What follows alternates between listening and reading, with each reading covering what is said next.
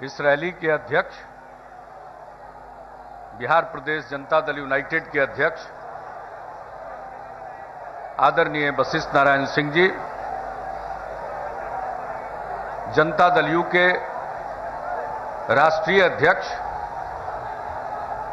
आदरणीय शरद यादव जी, राष्ट्रीय अध्यक्ष जनता दल यू संसदीय दल के नेता और बिहार के पूर्व मुख्यमंत्री संसदीय दल के नेता आदरणीय रामसुंदर दास जी, और बिहार के पूर्व मुख्यमंत्री राज्यसभा में जनता दल यू के नेता आदरणीय रामसुंदर दास जी, श्री शिवानंद तिवारी जी, राज्यसभा में जनता दल यू के नेता लोकसभा में उपनेता श्री शिवानंद तिवारी जी, श्री रंजन यादव जी, लोकसभा में उपनेता राज्यसभा में उपनेता श्री एनके सिंह जी, राज्यसभा में पार्टी के मुख्य सचेतक जनाब अली अनवर अंसारी साहब, लोकसभा में संसदीय दल के मुख्य सचेतक बैद्यनाथ महतो जी, यहां उपस्थित सभी माननीय मंत्रीगण, माननीय सांसदगण, बिहार की विधानसभा और विधान परिषद के सभी यहां उपस्थित सदस्यगण, हमारे सभी सम्मानित साथी और नेतागण, और इस रैली में बिहार से और दिल्ली में रहने वाले बिहार के सभी भाइयों और बहनों, प्रिंट और इलेक्ट्रॉनिक मीडिया के प्रतिनिधिगण, मैं सबसे पहले इस अधिकार रैली में आए हुए आप तमाम लोगों का अभिनंदन करता हूं। शायद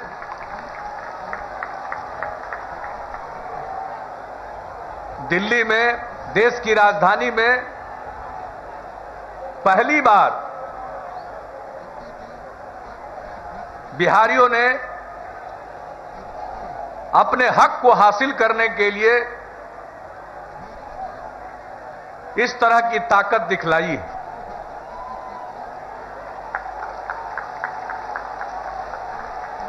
आखिर इतनी बड़ी संख्या में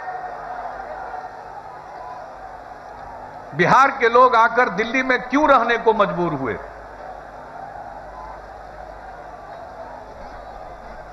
एक जमाना था जहां से जो आज का बिहार है, वहां से देश के शासन व्यवस्था का संचालन होता था। आज का जो बिहार है, उसी में दुनिया का सबसे बड़ा विश्वविद्यालय स्थापित था, नालंदा विश्वविद्यालय। आज क्या कारण है कि लाखों की संख्या में बिहार के लोगों को मजबूर होकर अपने गांव और शहर को छोड़कर दिल्ली या दूसरे महानगरों में रोजगार की तलाश के लिए जाना पड़ता है? क्या कारण है कि जहां दुनिया भर के लोग ज्ञान प्राप्त करने के लिए जाते थे, आज वहां के लोग पढ़ने के लिए हमारे नौजवानों को, नवयुवतियों को दिल्ली और दूसरे शहरों में जाना पड़ता है? बिहार के लोगों का इतिहास के हर दौर में बहुत बड़ा योगदान रहा। आजादी की लड़ाई में भी बिहार का जबरदस्त योगदान था। गांधी जी 1917 में चंपारण गए और जो चंपारण सत्याग्रह उनके नेतृत्व में हुआ, उसके बाद ही देश की आजादी की जो लड़ाई थी वो जन आंदोलन का रूप धारण कर सकी। तो उस बिहार ने अपना गौरवपूर्ण स्थान इतिहास के हर कालखंड में रखा। लेकिन क्या कारण है? हम पिछड़ते चले गए आजादी के बाद, और आज हम इतना पिछड़ गए हैं कि अगर प्रति व्यक्ति आमदनी को देखिए तो राष्ट्रीय औसत से हम बहुत नीचे हैं। 1/3 से थोड़ा ज्यादा जो राष्ट्रीय औसत है प्रति व्यक्ति आमदनी का, उसके 1/3 से थोड़ा ज्यादा जब हम लोगों ने कार्यभार संभाला था तो 1/3 के करीब था। अभी थोड़ा बढ़ा, लेकिन फिर भी बहुत पीछे। हमारी दूरी राष्ट्रीय औसत से बहुत ज्यादा, और इस देश में सबसे कम प्रति व्यक्ति आय किसी प्रदेश में है तो वो बिहार प्रदेश में। यही हाल है आधारभूत संरचना का, ले लीजिए, चाहे सड़क का ले लीजिए 1 लाख की आबादी पर, रेल मार्ग का ले लीजिए, किसी भी चीज में आप लीजिए तो राष्ट्रीय औसत से हम बहुत पीछे हैं। विकास के लिए अगर प्रति व्यक्ति खर्च को देखें तो जो बिहार में प्रति व्यक्ति विकास का खर्च होता है वो देश का जो राष्ट्रीय औसत है उसका लगभग आधा। मानव विकास सूचकांक को देखें, हर मामले में हम पीछे। बिजली की खपत के बारे में देखें तो जहां बिहार में प्रति व्यक्ति 122 यूनिट बिजली उपलब्ध होती है, वहां देश का औसत प्रति व्यक्ति उपलब्धता का आंकड़ा 778 यूनिट का है। हम इतना पीछे, सड़क हो, बिजली हो, और जो मानव विकास के सूचकांक हैं उन सब चीजों में हम पीछे। तो ऐसी स्थिति में क्या बिहार के लिए केंद्र को विशेष नहीं सोचना चाहिए? क्या हमारा हक नहीं बनता है कि हम भी विकसित बने? क्या हमारा हक नहीं बनता है कि हमारे रोजगार के अवसर बिहार में पैदा हो? हमारा भी हक बनता, हमारा भी अधिकार है, विकास का अधिकार हमारा भी अधिकार है। हमारी उपेक्षा हुई है, हमारे साथ ठीक से व्यवहार नहीं हुआ, नीतियां ऐसी बनी कि जो चीजें पहले बिहार में थी वो भी समाप्त हुई। भाड़ा समानीकरण की नीति लागू की गई, उससे नुकसान हुआ, और जो उद्योग धंधे बिहार में लग सकते थे वो लगना बंद हो गए। और उसके बाद बिहार का फिर पुनर्गठन हुआ। अब तो जो भी बचा खुचा उद्योग है वो आज का जो बिहार है उसके बाहर चला गया। न उद्योग धंधे, न अच्छे संस्थान, तो बच्चे क्या करें? पढ़ने के लिए बिहार के बाहर जाते हैं। उद्योग धंधा नहीं तो काम की तलाश में बिहार के बाहर जाते हैं, दर दर की ठोकर खाते हैं। जब लोगों ने बिहार में काम करने का मौका दिया 2005 के नवंबर में, तो हमने कहा था कि बिहार वासियों के संकल्प के बदौलत और बिहार वासियों के सहयोग से हम मिलकर एक ऐसा सुंदर बिहार बनाएंगे कि बिहारी कहलाना कभी अपमान का नहीं, बिहारी कहलाना शान का विषय होगा।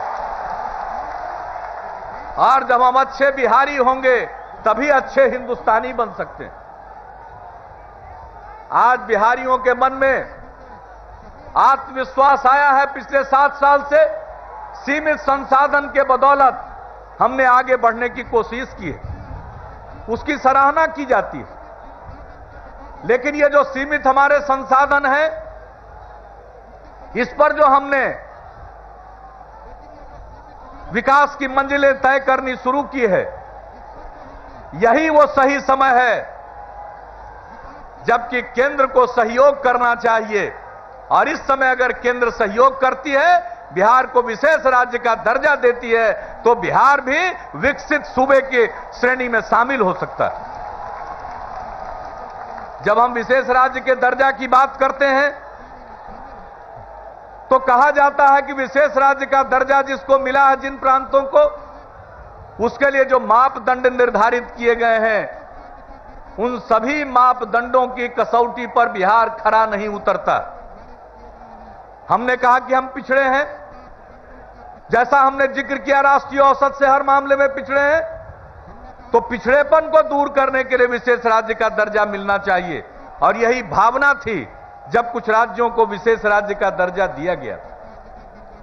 कहा जाता है कि बिहार पर्वतीय राज्य नहीं है। हम भले ही पर्वतीय राज्य नहीं हैं, लेकिन महापर्वत हिमालय से निकलने वाली नदियां साल दर साल बाढ़ से उत्तर बिहार में तबाही मचाती। भले ही कहा जाता है कि बिहार की आबादी कम नहीं, आबादी का घनत्व तो कम नहीं है, भले ही आबादी का घनत्व तो नहीं कम नहीं है, बल्कि ठीक उल्टा, बिहार में आबादी का घनत्व सर्वाधिक है। जमीन पर दबाव है। हमारा क्षेत्रफल 94,000 वर्ग किलोमीटर और हमारी जनसंख्या 10.5 करोड़ से ज्यादा। तो ऐसी स्थिति में इस विशेष समस्या का समाधान कैसे हो? इसके अलावे हम थल रुद्ध राज्य हैं, चारों तरफ जमीन से घिरे हुए हैं। हमारे यहां समुद्री किनारा नहीं है, हम लैंडलॉक्ड हैं, थल रुद्ध हैं और सबसे ज्यादा पिछड़े हैं। दुनिया भर में जो राज्य थल रुद्ध होते हैं, लैंडलॉक्ड होते हैं, और जहां सबसे अधिक पिछड़ापन होता है, वहां के लिए दुनिया भर में यह मान्य सिद्धांत है कि उनके लिए विशेष सहायता दी जाती है, उनके साथ विशेष बर्ताव किया जाता है ताकि आगे बढ़ा जाए।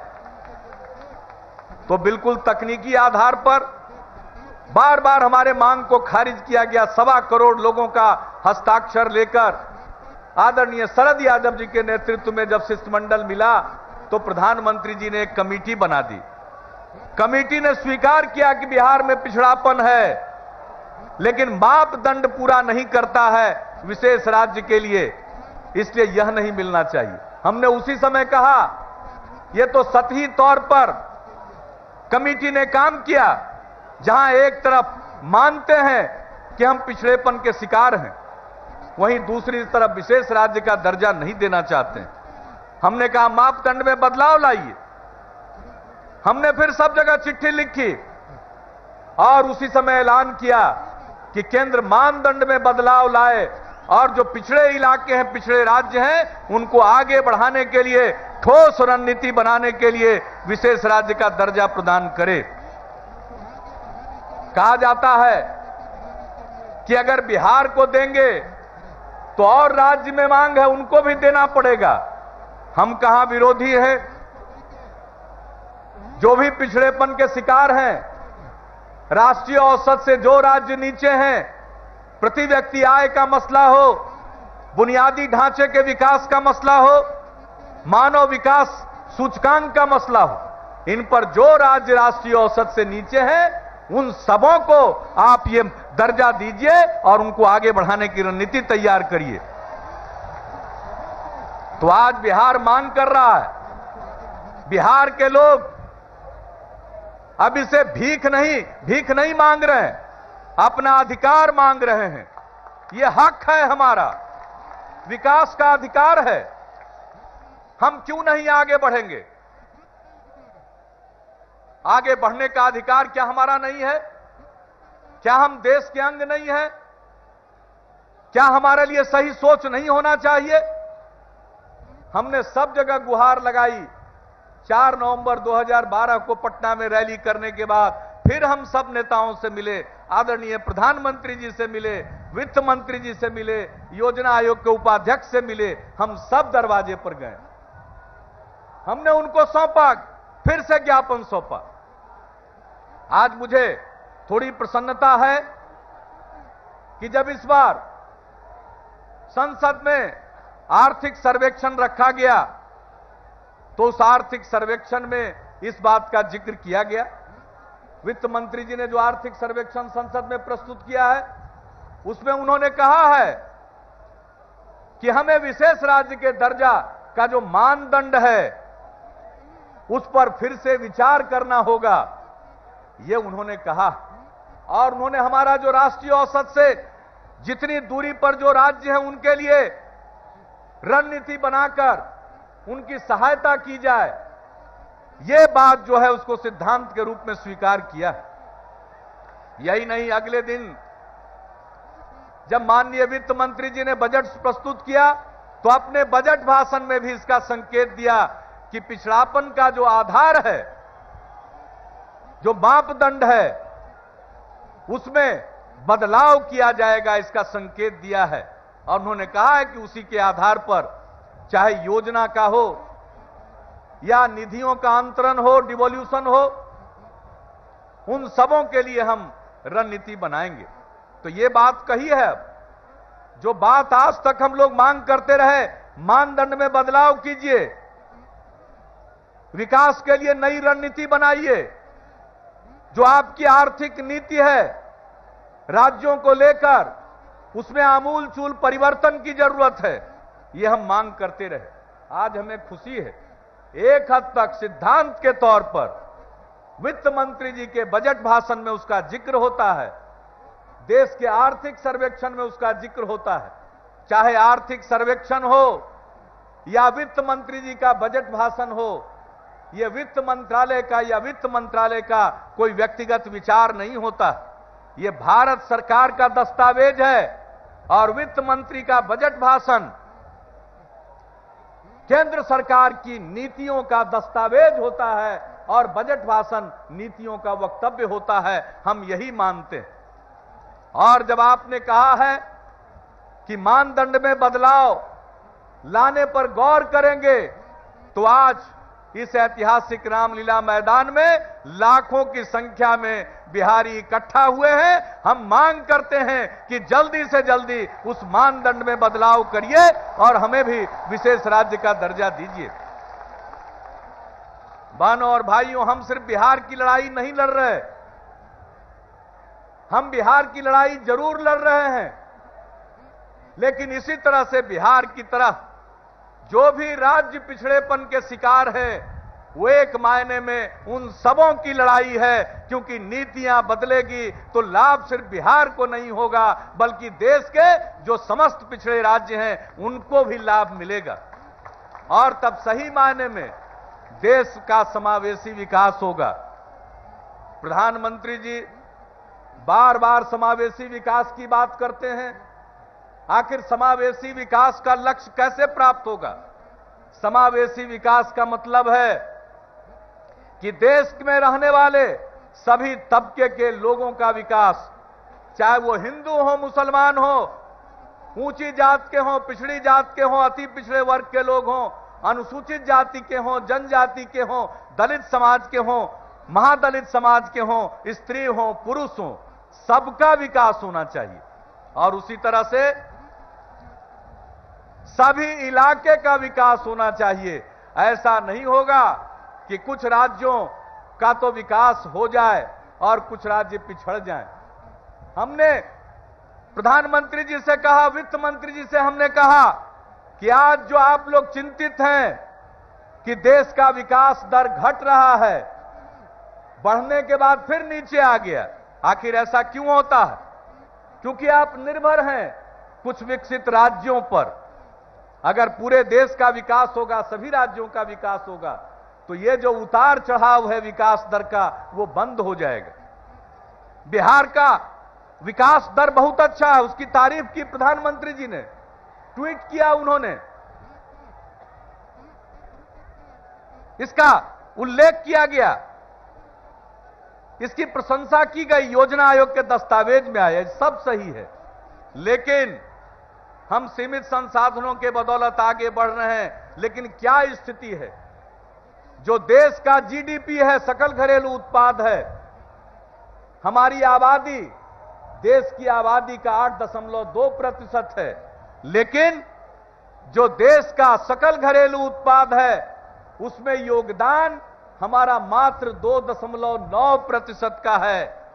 जिस दिन आप विशेष राज्य का दर्जा देंगे, हमारा भी योगदान, आबादी है 8.2%, हमारा योगदान होगा 8%, 9%, 10%। हम तो और ऊंची छलांग लगाना चाहते हैं। तो कल्पना करिए कि आज जो विकास का दर है देश का, वो कहां जाएगा। तो अगर पिछड़े राज्यों के विकास की रणनीति आप बनाएंगे तो ये जो देश का विकास दर है ये उतार चढ़ाव का शिकार नहीं होगा, बल्कि वो दिन दूर नहीं होगा जबकि चीन को पीछे छोड़ करके हिंदुस्तान आगे बढ़ेगा। अगर हम कहते हैं 21वीं सदी हिंदुस्तान की है, तो किस हिंदुस्तान की 21वीं सदी होगी? क्या महानगरों में निवास करने वाले कुछ लोगों के लिए 21वीं सदी होगी, या पूरे समस्त भारतवासियों के लिए 21वीं सदी होगी? अगर नीतियों में बदलाव आता, परिवर्तन आता है, तो मेरा पक्का विश्वास है कि सभी भारतवासियों के लिए ये 21वीं शताब्दी होगी। और आप सबसे हम यही उम्मीद करते हैं कि जो हक की लड़ाई के लिए आप जगे हैं, ये जो जागृति है, ये जो जागरूकता है, ये जो एकजुटता है, इसको बनाए रखिएगा। हमारे साथी दिल्ली के विभिन्न इलाकों में गए और वहां पहुंचे, लोगों को पहले से मालूम था, चाहे वो किसी भी धर्म संप्रदाय का हो, हिंदू हो, मुसलमान हो, किसी भी जात बिरादरी का हो, भले ही गांव में और बिहार में हमारी कोई जात की भी पहचान या कोई धर्म की पहचान होगी, लेकिन मैंने देखा दिल्ली में उन पहचानों के अलावे एक बहुत बड़ी पहचान है, बिहारी होने की पहचान। और आज इतनी बड़ी संख्या में आए हैं बिहारी, जो हमारे साथी विभिन्न जगहों पर गए हैं और उन्होंने जो वहां का चित्र बतलाया है। बिहारी जहां भी रहते हैं, दिल्ली में भी जहां रहते हैं, वो इलाका बहुत पिछड़ा है। आज जो हमारा बिहार का गांव है, उससे भी ज्यादा खराब स्थिति में दिल्ली के तंग बस्तियों में हमारे बिहारी रहने को मजबूर है। क्या इनको विकास का अधिकार हासिल नहीं होना चाहिए? लेकिन यहां पर आए हैं अपने श्रम के बदौलत, अपने हुनर के बदौलत, अपने मेहनत के बदौलत आज अपने लिए बिहार के लोगों ने स्थान बनाया है दिल्ली में। बहुत अपमान उड़ाया जाता था किसी जमाने में, बिहारियों को गाली देना था तो कहते थे हट बिहारी। आज कोई नहीं कहता हट बिहारी, आज बिहारी को देख करके लोग कहते हैं कि अब बिहार भी आगे बढ़ रहा। ये जो बिहार के लोगों की ताकत है, दिल्ली में भी, दिल्ली में बैठे हुए लोग जरा इस ताकत को पहचानिए। और ये जो बिहारियों की ताकत है, इसके साथ साथ देश के समस्त पिछड़े इलाकों में विभिन्न प्रांतों के रहने वाले लोगों की ताकत इकट्ठा हो जाएगी, तो दिल्ली किसके हाथ में होगी, हम पूछना चाहते हैं। इसलिए समय रहते दिल्ली में जो लोग हैं, ताजो तख्त पर बैठे हुए हैं, वो सचेत हो जाएं और इस उभरती हुई ताकत को पहचान लें। ये अपना हक लेने के लिए आगे बढ़ी है, ये कोई भीख मांगने के लिए आगे नहीं बढ़े। मैं आपसे यही अपील करूंगा कि आप बिहार के लोग एक नई पहचान के साथ आज इकट्ठा हुए। इसी तरह से देश के जो अन्य पिछड़े इलाके के लोग हैं, उन सबों को गोलबंद कीजिए और इस देश की आर्थिक नीति में, योजना की नीति में बदलाव आए, ताकि सही मायने में देश का विकास हो सके। आज हम तो विशेष राज्य के दर्जा की बात कर रहे हैं, मांग रहे हैं। विशेष राज्य का दर्जा मिलेगा तो अगर कोई पूंजी निवेश करेगा बिहार में, कल कारखाना लगाएगा, तो उसको केंद्रीय करों में रियायत मिलेगी। जब रियायत मिलेगी तो बड़ी संख्या में लोग निवेश करेंगे, तो कल कारखाने खुलेंगे, हमारे लाखों नौजवानों को, नवयुवतियों को काम मिलेगा, बिहार भी आगे बढ़ेगा, देश की प्रगति में योगदान देगा। और दूसरी बात है, अगर विशेष राज्य का दर्जा मिलता है तो केंद्र द्वारा प्रायोजित योजनाओं में जो राज्य को हिस्सा देना पड़ता है वो हिस्सा कम देना पड़ेगा। हमारे पैसे की बचत होगी, हम राज्य के अन्य विकास की और कल्याण की योजनाओं को हम चला सकते थे। हमारे पास कुछ पैसा था, तब हमने लड़कियों के लिए साइकिल योजना की शुरुआत की बिहार में। कहां? 9वीं क्लास में जब हमने योजना की शुरुआत की तो 1,70,000 लड़कियां थी। जब हमने साइकिल योजना प्रारंभ की तो 4 साल में उनकी संख्या 6,40,000 से भी ज्यादा बढ़ गई।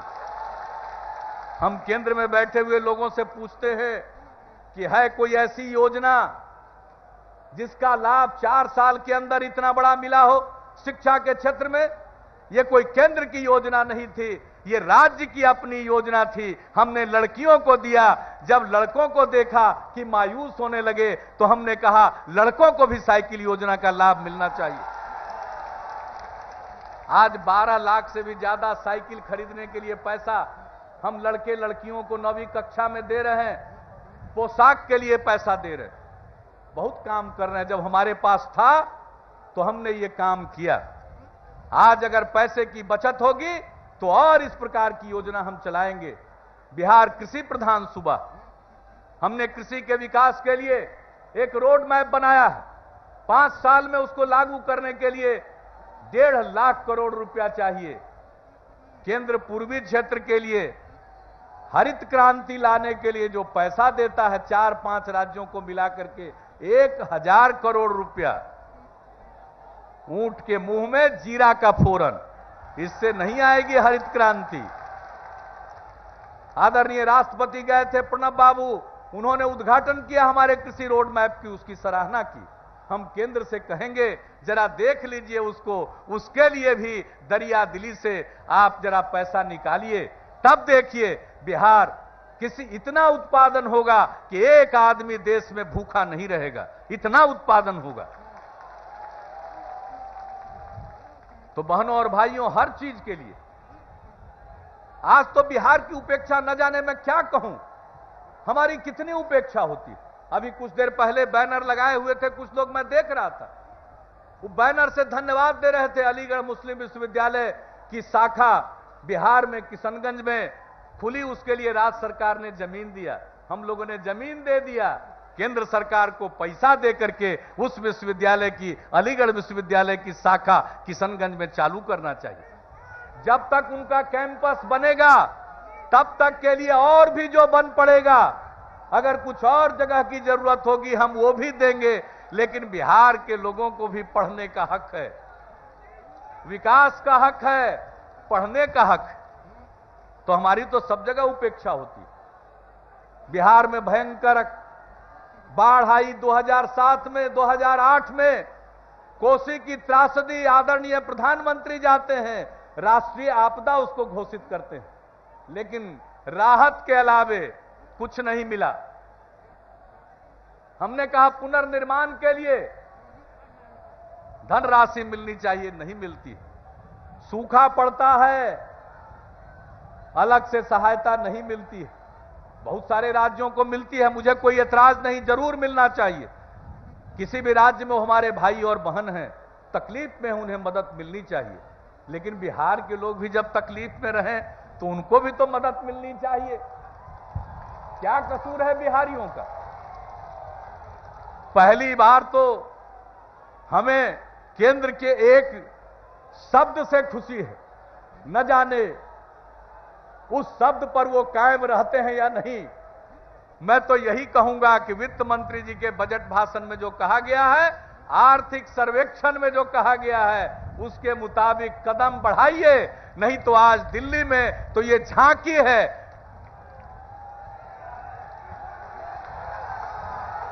ये तो लोगों ने अंगड़ाई ली है, अभी तो पूरी लड़ाई बाकी है। मैं बार बार कहता हूं कि जो केंद्र ने कहा है मापदंड पर हम पुनर्विचार करेंगे, तो अब जो हमारे हक की लड़ाई है, बिहार को विशेष राज्य का दर्जा प्राप्त करने की लड़ाई है, वो रोचक दौर में पहुंच गई है। कल तक बहुत विरोधी मेरा मजाक उड़ाते थे कि हम मांग जरूर रहे हैं, मिलने वाला नहीं है। मैं कहता था कि सच की अपनी ताकत होती है और संकल्प के साथ आगे बढ़ेंगे, निश्चित रूप से हमें न्याय मिलेगा, हम अपना हक लेंगे। आज जब उन्होंने कहा है तो आशा की किरण दिखी है। हम उनसे आग्रह करेंगे कि तेजी से इस पर आगे कदम बढ़ावें, आगे कार्रवाई करें, ताकि बिहार का भला हो, देश का भला हो, अन्य पिछड़े राज्यों का भी भला हो। अगर वो देर करते हैं तो बिहार वासियों अब अपनी तैयारी करनी है। ये जो अंगड़ाई है उसको लड़ाई में भी परिणत करना है। या तो अभी दो, नहीं तो 14 के बाद तो जरूर देना पड़ेगा। 2014 को इस तरह से बिहार के लोग उस अवसर का इस्तेमाल करेंगे कि 2014 के बाद जो भी स्थिति होती है, बगैर दिए हुए बिहार को विशेष राज्य का दर्जा, और सिर्फ बिहार को नहीं, बिहार की तरह जो भी पिछड़ेपन के शिकार हैं उन तमाम राज्यों को उनका हक मिलना चाहिए। दिल्ली में वही बैठेगा जो पिछड़े इलाकों के प्रति, पिछड़े लोगों के प्रति जिसके मन में दर्द होगा, वही बैठ सकता है जिसको हमदर्दी हो देश के लोगों से। अब ये देश का ये विभाजन भारत और इंडिया का नहीं चलेगा। हमें ये इंडिया और भारत का विभाजन मंजूर नहीं है। हमें तो एक हिंदुस्तान चाहिए। हर हिंदुस्तानी को अपने देश पर नाज हो और उसके लिए जरूरी है एकजुट होइए। आज की रैली में जिस ढंग से धर्म, मजहब, जात, सब चीज से ऊपर उठ करके आपने जबरदस्त हिस्सेदारी दिखाई है, उसी तरह से 14 में न बाएं देखना है न दाएं देखना है, सीधे देखना है कि दिल्ली ऐसा हो जो हमारे ऊपर न्याय करे, हमारे साथ ठीक व्यवहार करे। तो इस तरह से बहनों और भाइयों, आज आपने संकल्प भी ले लिया और मुझे तो पूरा भरोसा है कि आज के बाद तेजी से हरकत होगी और जो बात कही गई है उसको अमली जामा पहनाया जाएगा। लेकिन अगर उसको अमली जामा नहीं पहनाया जाएगा तब बिहारी इतना बुद्धू नहीं है, वो सब चीज को समझता है कि सही में दिल से आवाज निकली है या नहीं निकली है। तो इस लड़ाई को मंजिल तक पहुंचाना है कि नहीं पहुंचाना है। और जो संकल्प लिया है आपने, जो प्रदेश अध्यक्ष जी ने आपके सामने पढ़ा है, हम तब तक चैन से नहीं बैठेंगे जब हम विशेष राज्य के दर्जा का हक प्राप्त नहीं कर लेते हैं। अगर आप इसके पक्ष में हैं तो दोनों हाथ उठा करके बहुत बहुत धन्यवाद। ये जो लाखों हाथ उठे हैं ये संकल्प के साथ उठे हैं और हम सचमुच तब तक संघर्ष करेंगे जब तक कि हमारा हक हासिल न हो जाए, विकास का अधिकार हम प्राप्त न कर जाएं, हमारे बिहार के लोगों को भी, अन्य पिछड़े इलाके के लोगों के भी जीवन स्तर में सुधार आवे, हम भी सम्मान के साथ जीवन जी सकें। यही संकल्प है हमारा और हम सबको, समाज के हर तबके को लेकर चलते हैं और सबको लेकर चलते हुए ही इस लड़ाई को हम जीतेंगे, फतह करेंगे, हम जरूर होंगे कामयाब। बिहार भी तरक्की की बुलंदियों पर पहुंचेगा और हर बिहारी सम्मान के साथ आगे बढ़ेगा और हम गर्व से कहेंगे कि हम न सिर्फ बिहारी हैं, हम एक अच्छे हिंदुस्तानी भी हैं। हमारा हिंदुस्तान आगे बढ़ेगा, दुनिया के विकसित मुल्कों में आएगा और हम सबको पीछे छोड़कर समावेशी विकास के साथ आगे बढ़ेंगे और दुनिया के लिए हम एक मॉडल प्रस्तुत करेंगे। आज विकास के मॉडल की चर्चा होती है, ये जो मॉडल है सबको साथ लेकर चलने का मॉडल, सबको मिलाकर चलने का मॉडल, ये असली हिंदुस्तान के विकास का मॉडल। तो इन्हीं शब्दों के साथ आपने जो संकल्प व्यक्त किया, मैं आप सबका अभिनंदन करता हूं। इतनी संख्या में आप सब यहां पधारे, मैं आप सबको हृदय से धन्यवाद देता हूं। और हमारे जो साथी बिहार से चलकर 1000 किलोमीटर से भी ज्यादा 1200-1400 किलोमीटर की यात्रा करके यहां पहुंचे। मैं सबका अभिनंदन करता हूं, सबको धन्यवाद देता हूं। और जो हमारे हजारों साथी रात दिन लोगों के बीच में जनसंपर्क करते रहे, मैं उन सबको आज की शानदार रैली के लिए बधाई देता हूं, उनका अभिनंदन करता हूं। इन्हीं शब्दों के साथ मैं आप सबको धन्यवाद देते हुए अपनी बात को ही समाप्त करता हूं। जय बिहार, जय हिंद।